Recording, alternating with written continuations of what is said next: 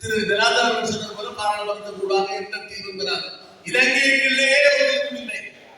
ஒரு வெளிநாட்டு வெளி சக்தியினுடைய தூண்டுதல் காரணமாக நடந்தாலுடைய இதைத்தான் இனப்படுகொலை நடைபெற்றிருக்கிறது.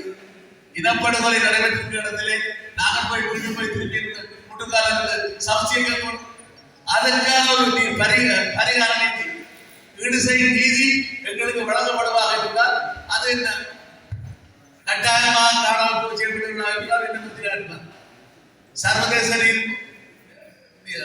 ஐசிசி சர்வதேச குற்றவியல் நீதிமன்றத்திலே அல்லது சர்வதேச நீதிக்கான நீதிமன்றத்திலே ஐசிஜே இன்டர்நேஷனல் கோர்ட் ஆஃப் ஜஸ்டிஸ்ல கூட ஏதோ ஒன்றிலே எங்களுக்கு ஒரு தீர்வு கிடைக்கும்.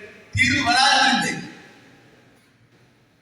வடக்கு மாகாண சபையிலே போர் குற்றவாளிகளுக்கு நீங்கள் விசா வழங்க வேண்டாம் என்று சொன்ன பொழுது திரு சுதந்திரன் பார்த்து கேட்டார், நீங்க சொல்லணும் கொண்டு வருவாங்களா? ஆனால் அது பின்னர் அமெரிக்கா கொண்டு வந்தது. இன்றைக்கு பல நாடுகளுக்கு இவர்கள் செல்ல முடியாது இருக்கிறார். நாங்கள் கேட்டால் நடக்காது இல்லை. விடுதலை புலிகள் இயக்கம் 5 தொடங்கியிருக்க, தெலுங்கு இயக்கம் 9 தொடங்கியிருக்க, இவ்வளவு பெரிய புரட்சியில் தெரிய முடியும் என்று யாரும் பார்க்கவில்லை. அவை இதை நடக்காததில்லை. இன்றைக்கு இவர்கள் இவ்வளவு பேர் தங்களுடைய நிகழ்வுகளை கொடுத்திருக்கிறார்கள் என்றால் அதற்கு ஒரு பரிகாரமாக எங்களுக்கு நாங்கள் வேண்டாம் என்று மக்கள் நிற்கிறார்கள் என்றால் அதுதான் விஷயம். பாராளுமன்ற எண்ணிக்கை கணக்கெல்லாம் படிக்கிறே இல்லை. 1619 இழந்த அந்த யாழ்ப்பாண ராஜ்யம் வீழ்த்தப்பட்டது போர்த்துகீசரால். அது ஒன்னாந்தர் ஆங்கிலேயருக்கு கைமாறி சிங்களவர்களுக்கு கைமாறி நாங்கள் நிற்கிறோம். அவை விடுதலை புலிகள் பலமாக இருந்த பொழுது அமெரிக்கா உட்பட பலர் கான்ஃபெடரேஷனை கொடுப்பது மீட்டில் வைத்தார்கள். 2000 ஆண்டிலே சந்திரிகாவுக்கு ஒரு தீர்வு வழங்கப்பட்டது. அமெரிக்காவுடைய தூதுவராக இருக்கிற அவர்கள் காலஞ்சென்ற டாக்டர் எதிர்வீர் சிங்க ஐயா அவர்களை எடுத்தோம். அதிலே கான்ஃபெடரேஷனை பற்றி அல்லது சமஸ்டியை பற்றி தீவிரமாக நாங்கள் பரிசீலிக்க தயாராக இருக்கிற சூழ்நிலை இருப்பதை சொல்லிருக்கிறார். அந்த கடிதத்தினுடைய பிரதி இருக்கிறது. 2001ஆம் ஆண்டு விவாதம் எழுதப்பட்டது.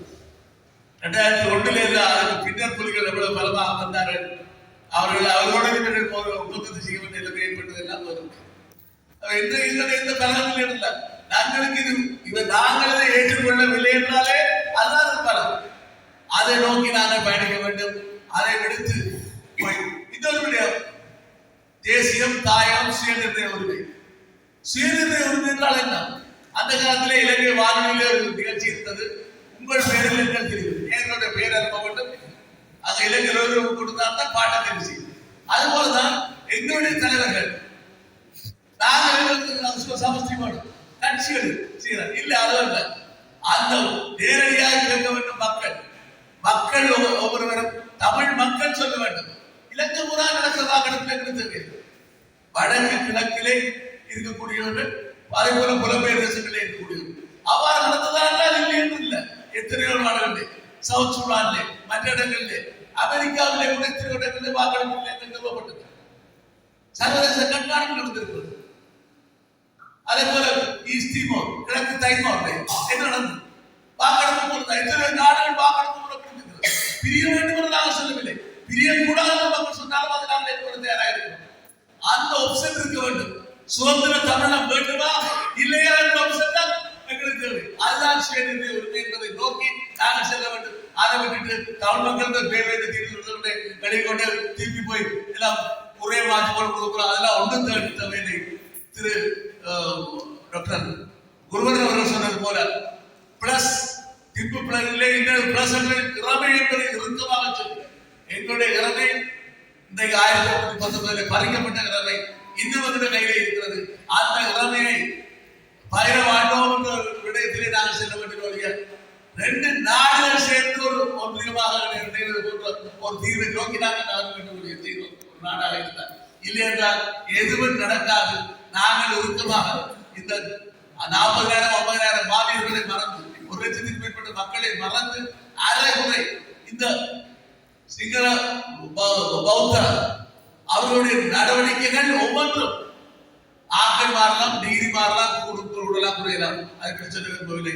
ஆகவே பட்டுக்கோட்டை தீர்மானம் எடுக்கப்பட்ட பொழுது இருந்த 200 பேராளர்கள் ஒருவர் என்ற வகையில் எத்தனையோ விடயங்களை முதல் இயக்கம் உருவாக்கப்பட்ட பொழுது பெற்ற சிறுவராக பார்த்த இன்றைக்கு எங்களுடைய கண்ணெடுக்கு முன்னாலே இது நடவராவிட்டாலும் கூட தொடர்ந்து நாங்கள் இறுக்கமாக நின்று ஈழத்தமிழினம் தன்னைத்தானே ஆள வேண்டும் என்ற நிலைமையை நோக்கி செல்ல வேண்டிய நாங்கள் அந்த மாயடைய போய் இதுகளில் போய் விடக்கூடாது என்பதுதான் என்னுடைய பணிவான தாழ்மையான கருத்து.